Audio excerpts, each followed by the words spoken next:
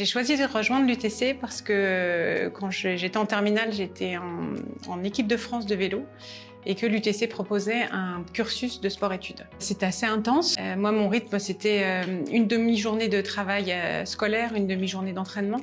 J'ai fait l'école en 6 ans au lieu de la faire en 5 ans. J'avais commencé avec la motivation de faire du design industriel. Puis je me suis rendu compte que j'étais pas très douée en dessin. J'ai fait un premier stage de 6 mois en qualité, parce que c'était un peu le métier à la mode de l'époque. Et du coup, j'ai complètement changé de filière en revenant, donc sur la dernière année d'école, où là, j'ai changé du design vers la qualité, parce que l'UTC permet de le faire. En fait.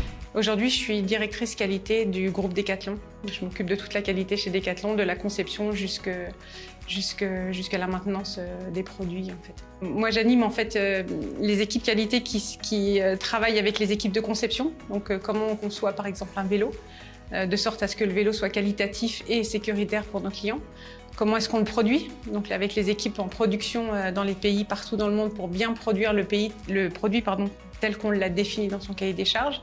Et puis après, comment est-ce qu'on va le vendre? Comment est-ce qu'on va l'entretenir? Et puis comment est-ce qu'on va lui donner une fin de vie décente? J'ai 600 collaborateurs partout dans le monde sur différents pays qui accompagnent de la conception donc jusqu'au retail en fait. D'oser.